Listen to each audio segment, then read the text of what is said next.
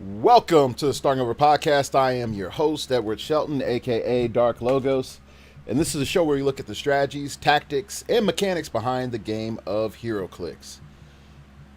It's been a while since you sort of seen me. I got the goatee rocking. It's going to be shaved here real soon, so I just thought I'd probably do a little bit of a video recording with me having it before I get rid of it. This is, believe it or not, this is like a month and a half. Month and a half of growing this out. So, it's been pretty good. So, today is going to be interesting because I'm going to talk on a bunch of really important things that sort of happened to me in the last week and a half. And I thought it was noteworthy to share with you, you the listener, because I really want to challenge how you think and what is possible. And not only that, I want you to become a better player. So with that, let's start off with let's get heavy into it. I've thought about quitting the game. Yes, Dark Logos, 2 podcasts, does decent at a rock. Thought about quitting Heroclix. You might say, well, why is that? Well, because clearly there's some elements that are going on that really concern me that let me sort of feel like either WizKids is not in good financial position, A, or B, they don't respect us, the player base.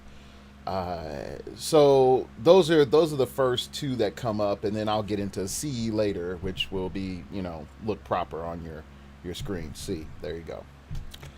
So let's look at A, financial trouble.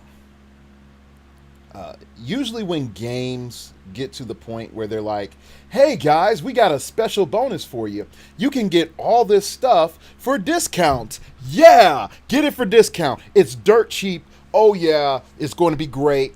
No, everything's fine. Here. We're doing you, the player base, a favor. We're just cleaning out old inventory. We are just thought you know what? This stuff is still pretty good demand, but to build up that player base, we're just going to just send out all this stuff dirt cheap. That never happens. That really never happens. Whenever gaming entities start sending out tons of things dirt cheap, that means 9 times out of 10 they're in a financial situation. Whether it's either good or bad, and 9 times out of 10 it's bad. Okay, so what does this have to do with anything? Yeah, con your store. Really raised some red flags with me, and here's why. I used to play, I've mentioned it a couple times on the podcast, when Heroclix died, I played Universal Fighting System, and right before Fantasy Flight shut down pretty much all their card games, like Universal Fighting System and even the Kingdom Hearts card game, they did something that seemed altruistic but was actually very notorious and very deceitful. They lowered all the costs on all the starters from, I think it was like a $12 starter to $5. And then they doubled prize support and gave out a ton. And I do mean a ton because I was the person that was receiving the prize support for our local venue in Tulsa for Universal Fighting System. I even got Kingdom Hearts cards in my prize kit. And you're thinking to yourself, it's like, well, Dark Logos, that's really good that they did all that stuff for you. They gave you really deep discounts on a starter. They're probably making little to no profit, and they're giving out a ton of prize support. Yeah, they're giving out a ton of prize support for something they're about to kill. And that's what happened. Not even a month after they finished their sale, they announced to the community, yeah, we are getting rid of this product. We are no longer supporting it. The last shipment price support is what you're going to get. There are no more sets coming out. Yes, we created our own property on top of licensing, but you know what? We're done.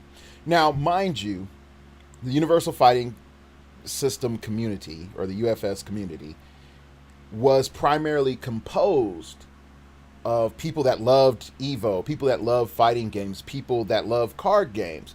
The designer, they hired a guy that won their national championship not once, not twice, but 3 times. Also was won the team's championship. Okay, so you would think by having this new person in there, and then you add in Tekken properties on top of the Street Fighter properties that they had, and a couple of other fighting game properties, Darkstalkers and Soul Calibur, and you're seeing all of these game elements and all of these new, yeah, just be honest, you're seeing all of these new franchises added in, and you're thinking everything is healthy. New mechanics left and right, but it wasn't. And what happened with Universal Fighting System was they went through too many years of puffed up, steroided chicken syndrome, in which the average high level deck, the average high level deck had cards that were so broken that they had an active ban list, and the ban list was extensive. And again, anyone that's played card games knows there's always a ban list eventually, and I understand that. But the ban list for UFS was so extensive that it warped the meta several times. And some folks were like, "How is that?" Well, there's one card that eventually did get banned because it could do a one-shot kill when played. And so it was some beam or whatever, I forgot the name of it, but pretty much the way it worked was you would pay your cost to load up all your different, you can say, active abilities in your starting area. And so you would just keep loading them up, loading them up, loading them up. And then when you finally pull, let's call it Hyper Beam, you would play Hyper Beam, activate as many cards as you can to increase his damage, because his damage was like equal to the number of abilities that you had, plus I think you could increase its speed by the number that you activate in that turn. So pretty much you can just like increase his damage or something, like, anyway, you could do some crazy stuff, and your blocking capability was based off of, you know, how many things you're able to tap to block, but also, you know, cards that you're using to block, and is it a high, a low, or a mid? And yes, that did matter. So when all of that came out, most people's decks weren't able to stop that, and so it was just like do, card, boom, boom, boom, bam, one shot, you're dead. Thank you, good game. You want to go again? And it was annoying, but the game progressed. They had other games other cards that caused complete lockdowns. And these lockdowns were so ridiculous that they banned the cards and tried to move everything to an aggro meta. Where does this sound familiar? Let's see. We had a hyper aggro meta with, what was his name? Ghost Rider. Then we get a lockdown meta with Copycat and Highfather. And it seems that we have the power battery that does a lockdown effect, and with the Green Lantern power battery, and then we also have a cool lockdown effect with the Sinestro Corps power battery. Oh my gosh, this sounds very familiar. So there's that. It seems to me that their financial means of what they're doing is going to lead to a bad conclusion. Again, that's the best way of putting it. Lead to a bad conclusion again. Then there is the second reason that I was looking at quitting the game. And it really came down to WizKid's lack of respect for players.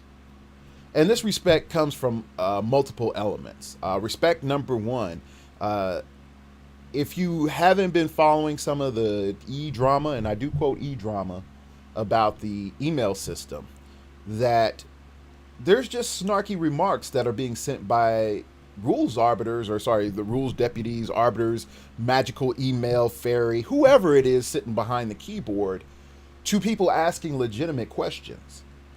And I was sitting talking to Laura Cardinal this last weekend at the Tulsa Rock, and he said, I sent an email. I needed a definitive yes or no on something, and then he didn't get a direct answer. And then after prodding some more, he got an answer. And then he asked, okay, why does this work that way? And the answer was sort of along the lines, it just does, or why are you asking? And to me, that's a problem. That's a customer service issue, okay? WizKids, it doesn't matter if a person's a volunteer, if a person's a hired, paid employee. This is customer service, okay? If I'm at my job, all right, and I'm going on break, I'm telling, everyone on staff, hey, this is Edward. I am about to go on my first 15, okay?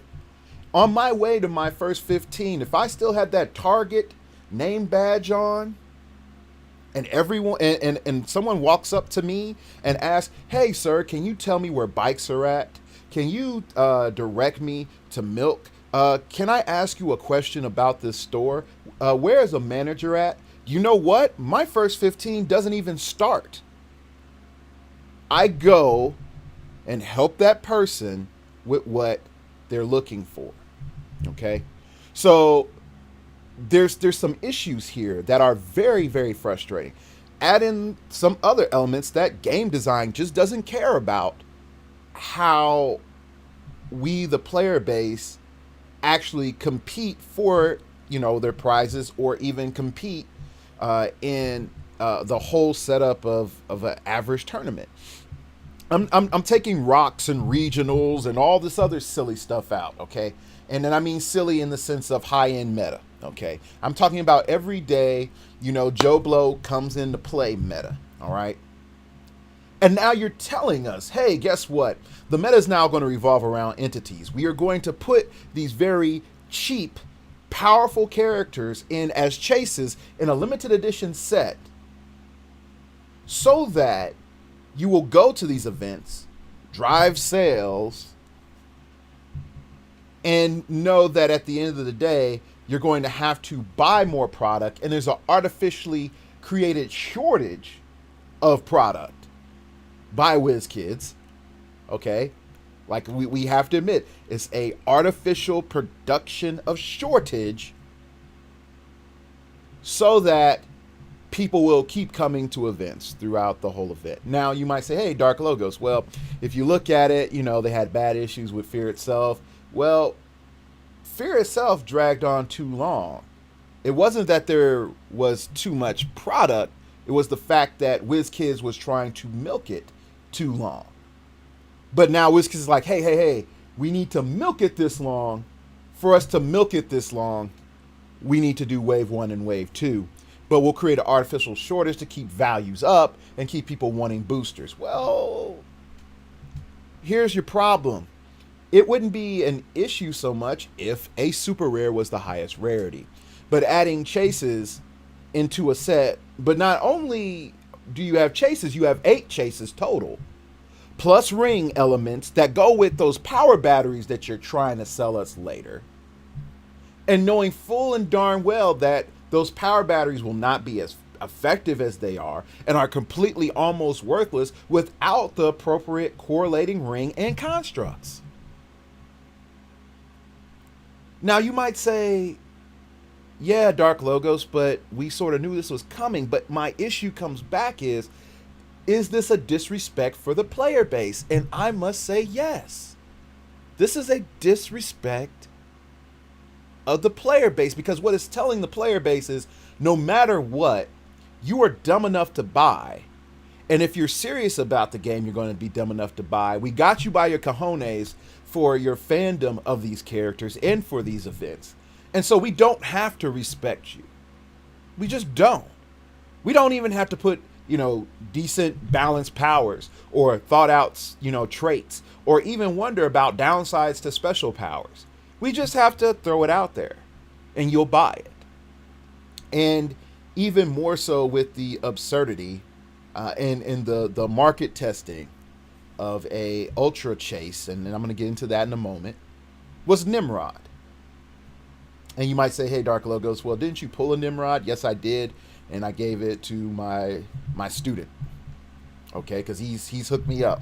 I think I did like episode 100, episode 50. A guy gave me Chase Thanos and, the Batman Prime, Super Rare, and a bunch of other things, Century and Void. He's hooked me up. He didn't have Nimrod. Boom, hook you up, homie. Least I can do. Okay, I'm never going to play him.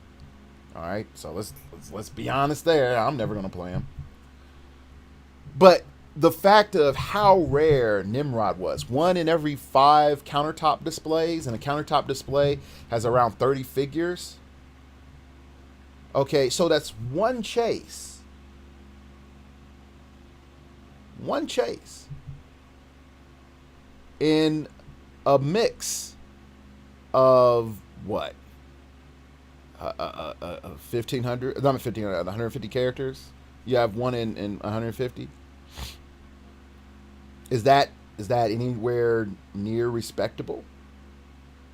If someone told you, oh yeah, to complete a set, you have to spend, if you're going to buy blind, you're going to have to spend around maybe $3,000 for you to buy blind.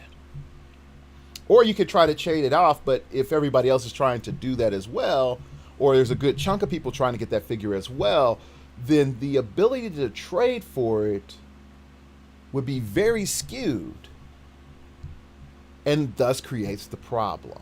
Okay. So what really has started making me go over the edge and thinking about, screw Whiz Kids, double fingers up, to Whiz Kids, was the announcement of the Ultra Chase. And the Ultra Chase, to me, was the Chase Prime that I always knew and I dreaded would come. Now, I got to be clear about something. When Chases were initially announced, the community got pissed off and a lot of people quit. Those who stayed endured with the reality of the chase. And the collectors, and I am pointing my finger specifically at the collectors, said, oh, figures aren't hardly worth anything. And when I get a full set and I try to resell them, my collection is not worth that much. Sort of see where the problem sort of started? My collection is not worth that much. There's no value in my collection. It's not the fact that I'm having fun with the game. It's not the fact that I'm interacting with people on a social level. It's the fact that my collection of little plastic men and women and robots and thingamabobs are not worth anything when I finally decide to say, forget you, Whiz Kids, I'm out of your game, and I sell it. So I don't think that Whiz Kids really thought that through. They're like, oh, look, people buy more. But even if you notice, the collectors started to complain and say, hey, Whiz Kids, it's harder to collect. Please stop. Now I'm emphasizing this. And I am blaming the collectors. I'm also blaming us as a general community because we keep buying like idiots. And I'm putting it very bluntly. And it's as best and as clearly as I can. That desire of one-upsmanship, that desire of geek cred superiority that comes from the collector is one of the main reasons we are where we're at today. It's not just, oh, wow, blah, blah, blah, the theme player, blah, blah, blah, hardcore, blah, blah, blah, meta cheese, blah, blah, blah, theme roster. No, It's the collector. It's really the collector. And most folks might say, well, the collector is the casual or the hardcore guy. No, no, no, no, no. A collector is a different category. Okay. And I'll even be more specific. The completist collector is the problem. So, with that being said, with the Ultra Chase announcement, I started to really think about leaving the game. Because WizKids has decided that the meta starts at the chase, not at the common. Really doesn't start at the common anymore. Look at look at your last few rocks, and you'll start to notice, and even the Nationals tournament sponsored by WizKids, look at them and count the chases. And I can tell you off the top of my head the number one chases that are dominating the meta: Iron Pharaoh, Lydia Maller, Entities. The meta starts there. Just truthfully does. At no point in time has the meta started in chases. No other point. Name a chase previously before Iron Pharaoh where it's like, yep, whole strategies are based off of the chases. Then you add in the fact of, hey, guess what? We have team bases. And hey, yo, let's not front here. I'm Mr. Team Base. Okay? I won't front. But even looking at the team bases and how they're designed, their collective value is equal to a chase. And if you try to pull blind, guess what?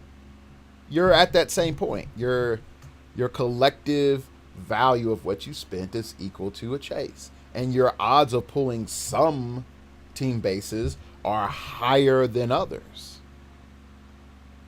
So you already have a rarity among team bases, let alone strength level.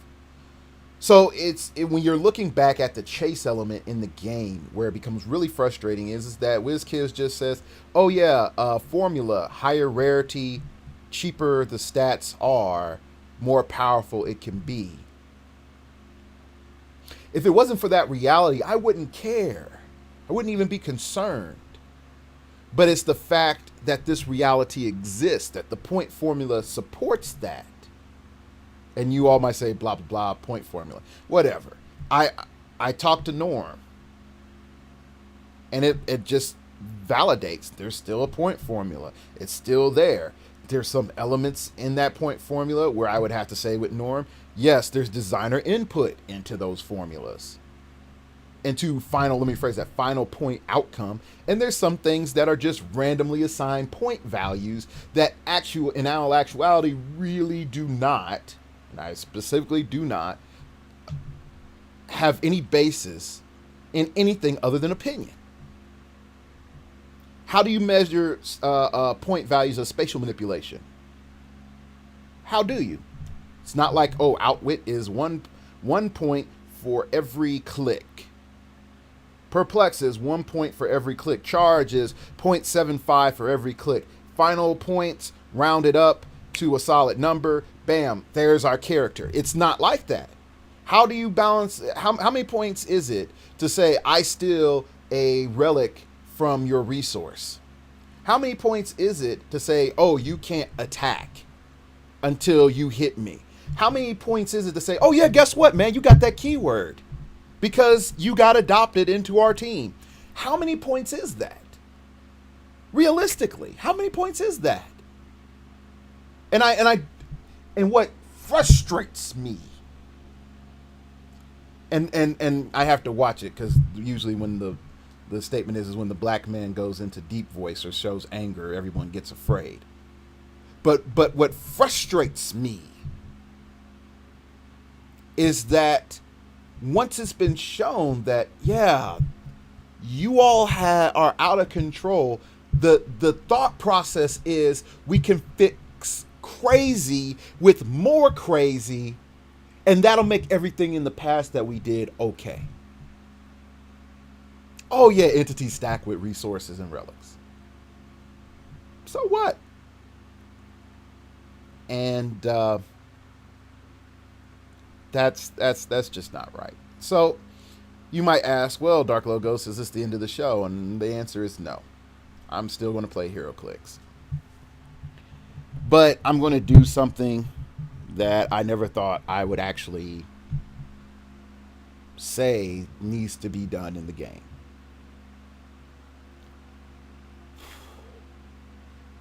Need to protest. And I should be wearing my Fred Hampton shirt, but I'm wearing my Oklahoma State shirt, which is sort of funny. You need to protest. And it's not the, oh, go beat your drums over at the Realms like a bunch of little punks. No. You need to constantly email WizKids. If you see them at Gen Con, your number one thing that you need to say to them is, I do not appreciate how much you disrespect us. And we love these characters and you're abusing that. We want balanced game design. I am not buying this upcoming set that has an Ultra Chase because you've proven to us that you don't respect our money that we're spending in the game and that you feel that you have full rights to enter your hand into our pocket and we're going to be idiots and buy. Pure and simple. The time of us saying, oh, we're on the realms and we're 1% of the population and that won't change anything, and so we're not going to do anything because we're impotent and we don't want to acknowledge our impotence. That time is done. Oh my gosh, I have to give up something and it makes it inconvenient on my life and it makes it difficult, and now I have to go through hardship in a game that I put personal money into. So what? Don't be weak-minded.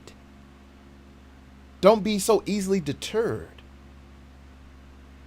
And this is from a man, trust me, if I told you how much, I think I have told you all how much I've spent on clicks. It's absurd. So that's where I'm standing at. And it's not the, hey guys, you yourselves don't buy. I'm not going to buy. I'm not going to go. And this also includes don't go on eBay and buy. Okay? This also includes don't go and trade for stuff. Okay?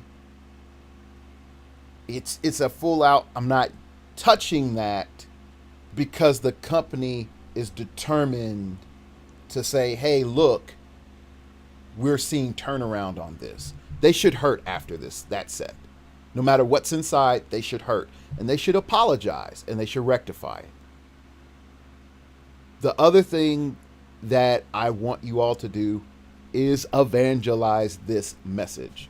You don't have to link directly to this YouTube movie or channel or whatever. Or I want you to talk to the people in your venue. And I want you to talk to your venue and tell them why it is important now not to buy for the Ultra Chase set. Not the fact that Dark Logos is going to quit or anything like that and I need my ace in the hole in my meta-analysis. No. But it comes from a standpoint of the WizKids is not respecting us. And I don't want to use the word consumer. We are their customer. The thing is, they're treating us like we are animals that eat at their trough. We are their customers. We paid their salary. So that's something that they need to respect, which they're not. All right.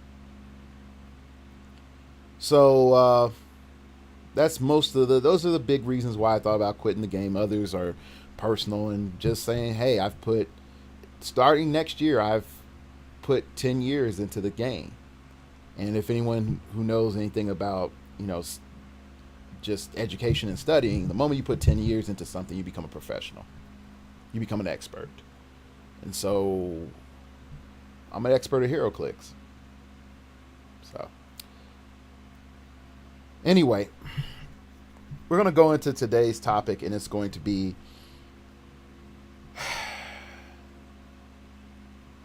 I'm going to call it being a 5.5. And this touches more of the local base of people that watch the show than anything else. And I call it being a 5.5. So I end up, after Tulsa Rock, I end up having a cool conversation at Buffalo Wild Wings with Laura Cardinal and a few other guys. And one of the guys in which I lost in preliminaries, I ran a high father team and went 4-1. And I scored 468 points for the entirety of preliminaries. and now, if you think about that, that's 5 rounds. I scored 468 points.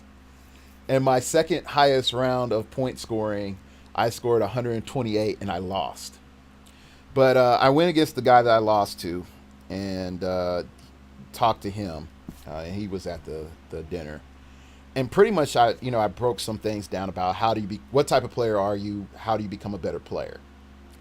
And I had this analogy, and what ended up happening, is Laura Cardinal was like, "Hey, this is a starting over podcast before there's a starting over podcast," and I was like, "You know what? This would be a good episode." So we're going to try to jolly it up a little bit. I know I've been like super deep, and the minister in me has come out, and the preacher in me has come out. So we're going to go back to the tactician in me and the teacher in me. Have that come out a little bit, okay? So pretty much, you have a number line. You have 1. Actually, I need to do video 1 through 7. Okay, not 1 through 7. 1 through 10. Okay, and the average listener of the show is a 6, and I'm going to explain this real quick. 1, 2, and 3 are your elite core of your venue. There's usually top 3 people. Every venue has their holy pissed off trinity. Okay, then there's 4, 5, 6. Okay, and that's usually those guys that are somewhat, once in a blue moon, you win, and or you get in the final round, and you're like, yeah, final round, yeah, awesome. Okay.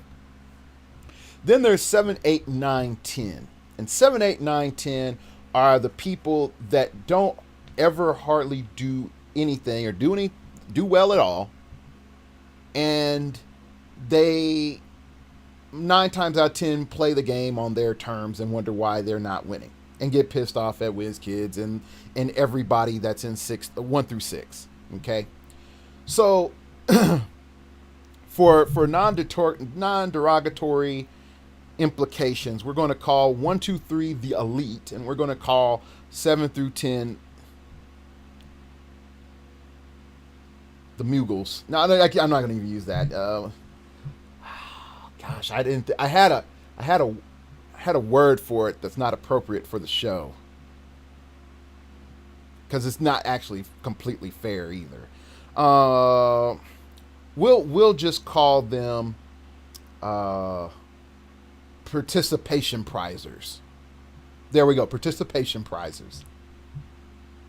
Okay, so in between the elite and the participation prizers, there's everybody else. Now, what happens in your average venue is the participation prizers are in their group huddled up, and the elite are in their group huddled up. And believe it or not, the elite talk amongst themselves about what the elite should be doing and why the elite are the elite. And they'll talk about why they're good, and they'll occasionally drop a nugget in between the other elite. And if you're able to catch a crumb of what they're saying, you may be able to do something interesting. Okay? Then there are the participation prizers, and the participation prizers, in particular, they like to be like, hey, I have my team, and my team is based around this issue of blah, blah, blah, and I have this, and this, and oh, I see John over there has his team that's based around blah, blah, blah, blah, blah, blah, issue of blah, blah, blah episode. Okay, so you can sort of see what ends up happening. Now here's what happens also. The elite will say 4 through 10, those suckers suck. They need to just, learn to play, stop being noobs, and then maybe they'll have fun with the game. And, hey guys, 1, 2, and 3, we're the best. And, yeah, that's just the way it is. They might be able to like give us a tough game now and then, but they don't really challenge us. And so what'll happen is you, being number 6, come listen to this show, gain some knowledge, and you go up there and you sort of you in the game sort of like flick them in the head. You're like, poop, ha ha! I flicked you in your head, son. I made you have to struggle for your win. I made you struggle for your win. Struggle for your win. Struggle for your win. And 1, 2, and 3 are like, you see that guy? He made me work. I haven't had to work in this venue unless it's one of you two. Okay, you know what's going to happen? We're going to get together. You see, he keeps running that same tech because, again, you're still developing. You're running like 2 things. You see him running that same tech, man? I got the counter for that. I got the cure for that virus right there. We're gonna do this. We're gonna do this. We're gonna make that fool's next 3 weeks hell. And you know what? The next 3 weeks, because you keep riding that same meta train, it completely sucks for you. And you're talking to the judge asking like, man, I don't see why they don't like me. I mean, I'm trying to get good like they're talking about. But man, these 3 guys up at the top, or 1 girl or 2 girls, 3 girls, it happens. Trust me, I've seen it. They keep dogging me out and keep bringing, counter to my tech. And I don't know what to do. I need to watch some more Starting Over podcast and listen to some more Quarry. Okay, so that's what's going on in your head. Okay. Now on the other end, the 7 through 10 are noticing that you're getting better. You're no longer one of those average people. They used to be able to maybe squeak out a win against you, 50-50. Or even be able to squeak out a win, for 60-40. It's, they only win about 40% of the time. They were content because they felt like, hey, this gives validation, personal validation to my little theme collection team, which I massage and, makes me feel warm inside. And trust me, I have my moments like that with my black superhero, so I understand this world. Fully understand this world. So they're getting mad. And they start yipping. There's another word for yipping that adults use. And dogs do it. And they start yipping because they're saying, oh, you're becoming like 1 through 3. You're just going to be one of them. You're not going to be like us 7 through 10, the participation prizers, because, you just want to suck the fun out of everything. Ignoring the fact that you're legitimately getting better, that nothing really has changed in your team selection that much, your tactics, but you're understanding the game more because you're listening to the show, you're reading, you're doing things that, make you better. But they're not. They're just reading their comic books, okay? And they have some noble view of justice of how Heroclix should go down. It's not. Okay, so they're yip, yip, yip, yip, yip, yip, yip, yip, yip, yip, yip, yip, yip, yip, yip, yip, yip. That's all they do. Okay, and so you're getting pressure from both ends. You're getting pressures from the 7 through 10, and you're getting pressure from 1 through 3.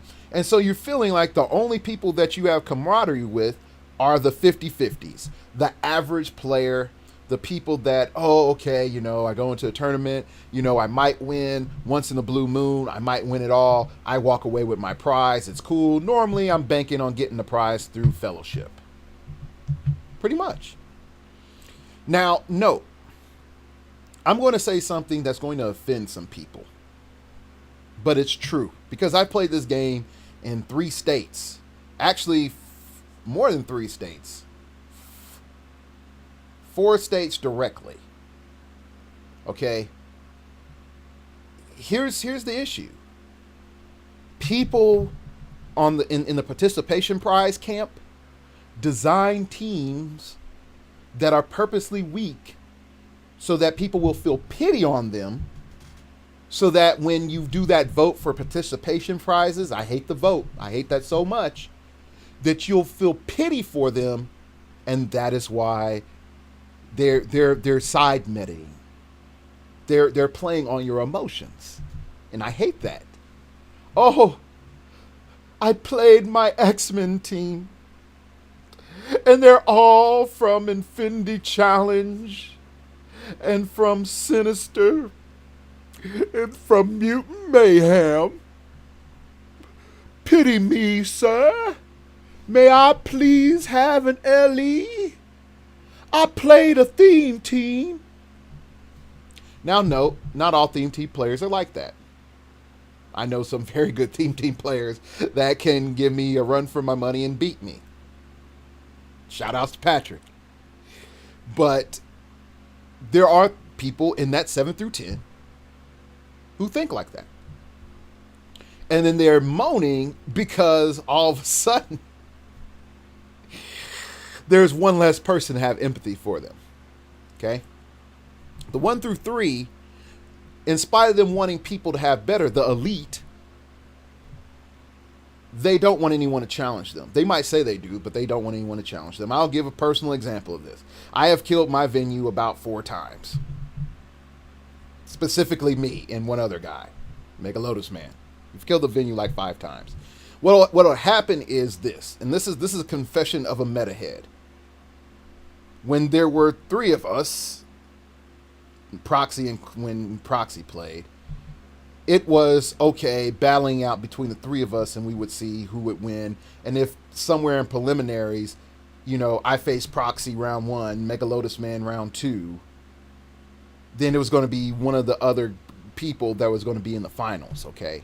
But normally, the way the brackets broke down, it was going to be either Proxy versus Mega Lotus Man, myself versus Mega Lotus Man, or myself versus Proxy. Pretty much, that was it.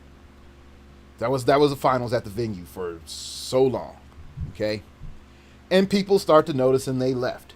But occasionally, we would get a guy in who was like, you know what? I like this Heroclix game. This is fun. Okay, I'm going to play my team, all right? Oh, wow. Oh, whoo. Yeah, that was a butt whooping, but I'm new. This is my first tournament. You know what? Okay, I'm a responsible, educated individual capable of learning. I'm gonna go on the interwebs and type in some cool stuff, and I'm okay. All right, I see tactics, and okay. Oh, that seems good. Oh, that seems good too. How many points is our next game? It's 500 points. Okay, let me look up a 500-point team. Oh, okay, so that's what they're doing. And then, okay, so I'll grab that and I'll go that. And then they'll see their team on 8C Realms or some other place, or they come listen to me, and then they'll be like, eBay it all. Freaking next day delivery that stuff. And then they proceed to throw a wrench into the Trinity. They're like, that guy comes in, he's like, hey man, I got my team, let's go. And you're like, yeah, okay, whatever. I bought my fun team this week because it's, it's like bring a giant day. Bring a giant day, like I got my giant, it's Yellow Jacket, that's how I roll, son. I'm confident in my Avengers team. And then they unload like Sentry and Void, full power plant with all the rings, and they're holding the rings like this, just like, hey man, check out, I got these rings, they're awesome, aren't they? Oh, and they start pulling out, Sentry and Void and all this other tech, and you're like, the 1 through 3 guys are thinking like, darn Cheeser, he played Sentry and Void. Darn Cheeser played the power plant. Darn Cheeser, I'm gonna kick his butt. Now they completely forget the fact. And this is a confession of a person that's been a 1 through 3. Completely forget the fact of all the shenanigans, all the BS that they have pulled in the history of that venue. Okay.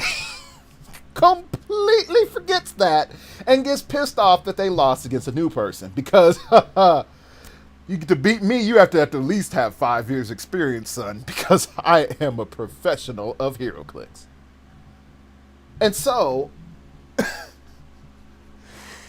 This new person comes in, net decks technically, beats all the 1 through 3s, and the 1 through 3s conspire because the person that net decks is like, well, I won.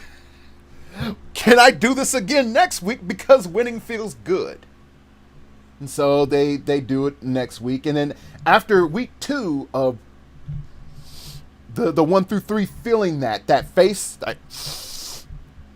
that's when their full wrath comes out, because sometimes the 1 through 3 are like sleeping giants that occasionally fart and just cause a mild discomfort for everybody in the venue. But when the 1 through 3 gets serious and they get up, they yawn, and they're like, who's poking me in my butt with a stick?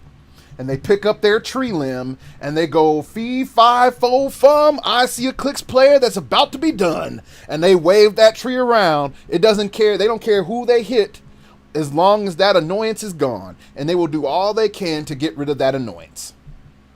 To, for one person in particular, at the venue I was at, for 2 months straight, I ran the highest level meta I could every week to piss this dude off. Yeah, me, Dark Logos, the good guy, the guy that you listen to, guy that's helping you become better. I was the guy that you were trying to beat. Okay? So there was that guy, and there was a couple other guys that was just blatantly, obviously, they were just net decking. They weren't learning the game, they were just net decking, and it was just pissing me off. And they would just bring up shenanigans, and you're like, well, you're going to bring up shenanigans. Now I know that. So it's just like every week I just got anti-shenanigans. So everybody feels the wrath of this 6 trying to move up the ranks. The 4 is like, man, I was so close. Now they're the 1 through 3 is on the rampage. 7 through 10, it's like those bastards. Those elite bastards. I hate them. And and so the venue starts to crumble apart. And once everyone realizes that, okay, the meta is cranked up to 11.5 on a scale of 10, then everything starts to fall apart. Fewer people show up, and then all of a sudden, poof. So, what are we to extrapolate from most of this? As you being a 6 to try to turn to a 5.5. First off, respect 7 through 10 and look at what they're doing. Because occasionally the 7 through 10 produce what I like to call coal. C-O-A-L. Coal. Now you might say, hey, Dark Logos, this is the middle of summer. Is this going to turn into a Christmas story? And the answer is no. This is not going to turn into a Christmas story about stockings and Santa Claus and Odin and all that stuff. It's purely just an analogy, and you'll see how it'll come together here quickly. Okay.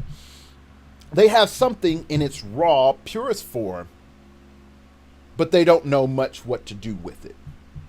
They're like, oh my gosh, okay, I love running Shatterstar. This guy is so cool. And I have him on my New Mutants team, and I take all the New Mutants characters off the team base, because who needs a team base? And I'll just put all these characters around, and like, it's the first issue of X-Force right here, son! First issue of X-Force! And you'll look at that, and you're like, okay. And you play it, and you notice something, like, Shatterstar. Okay, he did that with it. He's obviously playing that wrong. But he was able to sort of threaten me here and here. Okay, that's fine. I don't care about what he did. Let me take Shatterstar, and then I combine him with Black Talon. Ooh, okay. I got it. So you snatch the coal, something out of their pile of crap, and yes, you do have to wade through their crap and put your hand down deep in it and deal with the smell of their team sometimes, of how bad it is, and pull out that one piece of coal like, oh, my hand is covered in poop, but man, this coal better be worth it. So you go and wash yourself off and desanitize all the stuff that they're telling you that, Icon Superman was stupid and that he's no good, and, the fact that Iron Pharaoh is a chump's piece, all that stuff. You just like, oh, okay, whatever. I have to wade through your poop to get this. All right, just wash your hands of it, okay? And it's like, oh, I got coal and it doesn't smell like poop anymore. Okay, so you got your coal. Now, here's the thing. Most people make their number one mistake in the next step from trying to be a 6 to a 5.5. They're like, I'm a 6. I want to dethrone one of the Grand Trinity. I'm going straight for the 1. Apply pressure. Incredible Hulk strength. I'm mad at them. I shake my fist at them, holding this coal tightly in my hand, and poof! Diamond! See it shine. I forge my ring and enchant it with magical entities, and then inscribe technology around it, and they shall call me the new overlord of the venue, and I shall win with my tech that I have stolen from the 7 through 10, and I shall be triumphant. That's dumb. That's so dumb. Because here's what will happen. What shines bright attracts the attentions of many. And if you show that you have something valuable, guess what? They're going to steal your stuff. 1 through 3 and 4. God is not even in the top 3. 1, 2, 3, and 4 is going to steal your stuff. Okay? So you're going to be like, Dark Logos, then what do I do? You're telling me I have to wade through poop to get coal, and then you tell me that I can't make the most valuable thing out of it. Why is that? Because the biggest thing that you need to milk until you are tactically stronger, until you're diversified enough in mind, is to be above adequate, but surprising. Surprising. And this is why I say, hey, have a Heroclix notebook. Write stuff down. You see an idea? Put it in there. Go back and look at old ideas. Refine old ideas. Because what happens is when you take those ideas and you take that piece of coal and you put it into the grinder and you boil some things down and you take some things off and you're like, oh my gosh, how did poop get in there? Wash the poop off. Let it dry. Fully dry. Then go grind again. You get something fine. You get something detailed. You get something that's amorphous, and it's called silt. S-I-L-T, silt. And the thing about coal silt is it has all the attributes of coal, but it can be shoved into various forms and molded into various forms.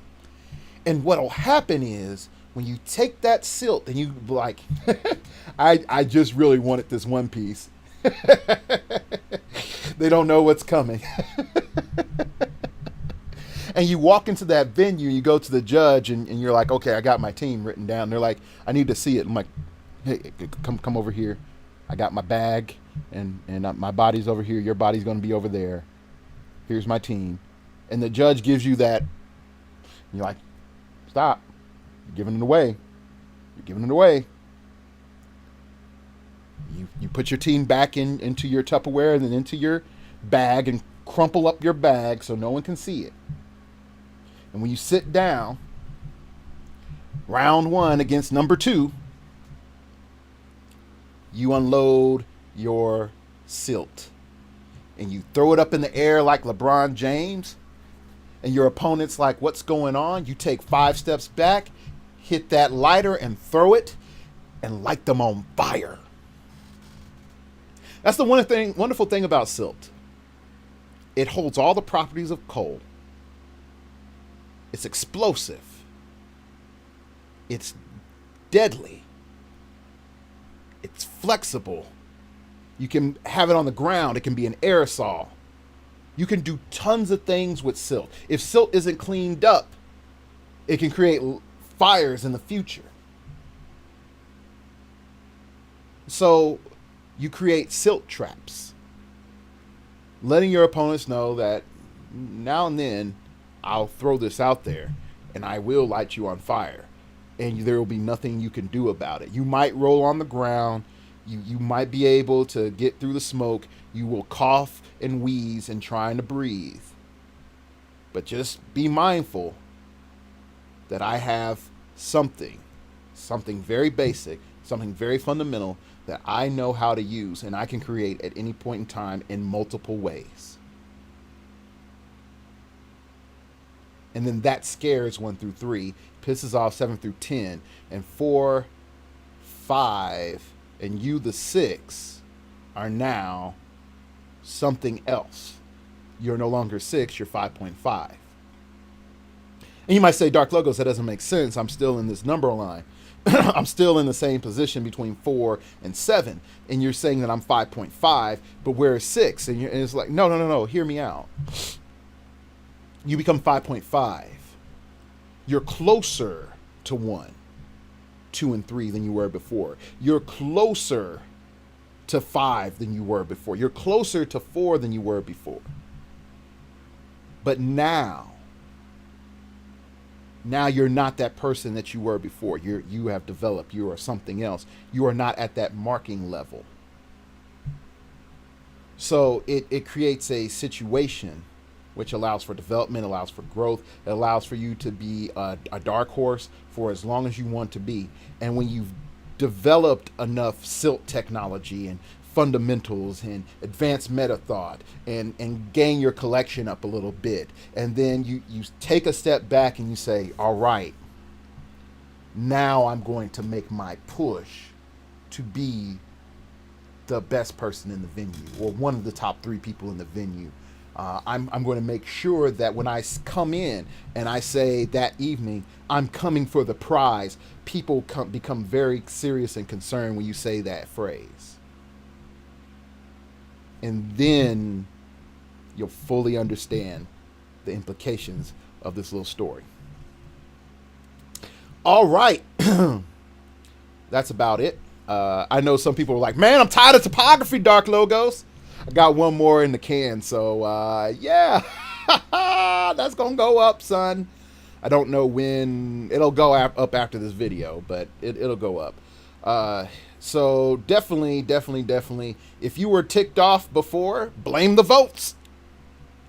Twitter votes. I got more direct PMs to say topography, and then after I put up some more topography, people are like, I'm tired of topography. Also, if you want to do music for topography, let me know. I'll do like I do for Greg Place. I'll make a whole graphic for you. Put your music credits and stuff at the beginning of the show and whatnot. So definitely let me know on that. So definitely, how you want to be like, hey, man, you said about Twitter voting and all the other stuff. How do we do that? Well, like always, my Twitter came from outer space and told me a revolution's a-coming. And someone will win and someone will lose. But hopefully it's bloodless and no one dies. You can follow me at StartOverPod at on Twitter. You can follow me at StartOverPod. That's the funny thing. I can't edit this out. Definitely send me your comments and stuff on there. I posted how I was doing at the Tulsa Rock on Twitter, so everyone hears it first. And also, your folks want to know, like, what was your team, Dark Logos?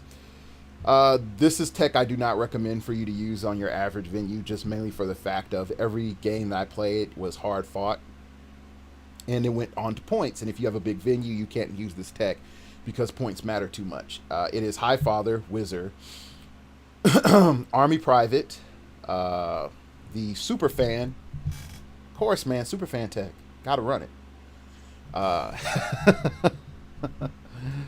So Superfan, the Bat Signal, and the Straight Jacket with Split Lip. So pretty much how it works is, it might seem a bit obvious, but if you don't get it, then that's fine. What you do is you pack their highest person, then you proceed to Isaiah the Creator onto Wizard, turn 1, then move out your Pogs. Then you decide, depending on how your opponent moves up and what got locked down and what didn't, you then proceed to either Isaiah the Creator again and then have Wizard Hypersonic Speed out with +2 all stats. Oh, and Blind Owl. I had Blind Owl on the team. So you would have blind owl, perplex up, attack, or damage depending on what you would need. Have wizard zip out and hit a character if you double Azai the Creator. If you Azai the Creator once, okay, well, freaking Windows Movie Maker said, "Oh, this is the max that you can do." Anyway, but what would end up happening is that when you TK out, you TK on top of the straight jacket, you automatically pick it up because of split lip. You can roll anything; it doesn't matter. You'll pick it up.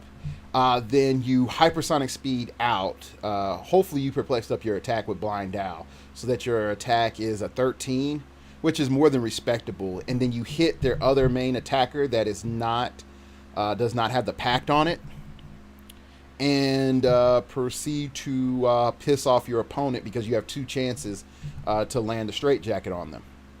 After you land, if you landed on the first attack, you proceed to go whack and kill something on the second attack, or just hit that same character if you want to. Then you use the bat signal because you're using the army private, who has willpower, to summon you back as your third action. So, dang foam. Anyway, as your third action. And most people get severely frustrated because from that point on, they have to find a way to break the pact or to try to get the straitjacket off. And most people do not know how to operate in a world where 2 of their attackers are locked down. And then on top of that, saying their 2 attackers are locked down, to live in a world where they now have to navigate with probably less than a third of their team.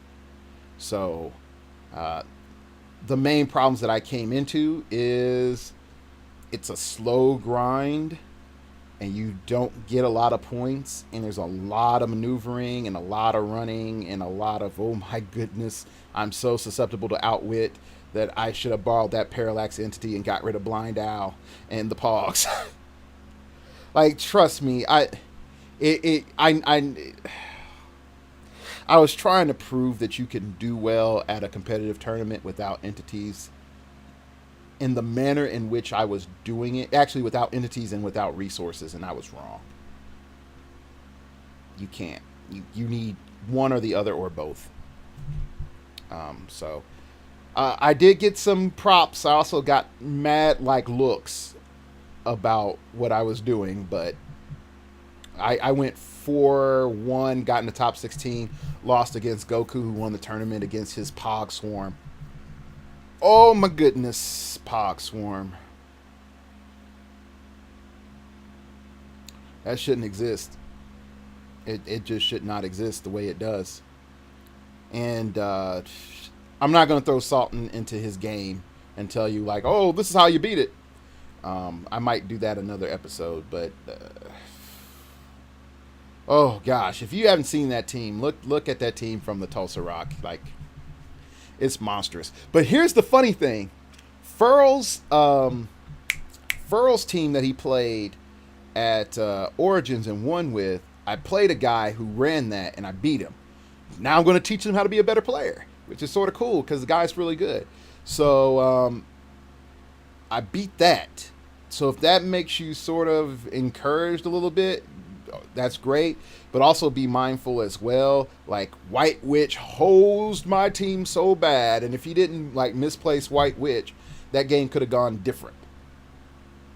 So definitely, again, shout outs to Joachim Adler for giving me props on Twitter. Anyway, let me go back to concluding the show instead of making a whole new show about Tulsa Rock. You can also email me at startingoverpodcast@gmail.com if you wish to opine. Keep it piffy, keep it awesome, keep it interesting, baby. That's how we do it. Tell me what you think about this episode, in particular about protesting WizKids. Is it doable? Is it not doable? Am I just that revolutionary, angry black guy? You know, be honest. All right. And last but not least, you can check out the blog, startingoverpodcast.blogspot.com, and I'll try to get something up there this month, at least before my birthday. I'm going to try to put up something before my birthday. So, oh man, been sitting down way too long. My body's telling me that because my nose is itching. All right, thanks for listening, y'all. And remember, we all have to start over sometime.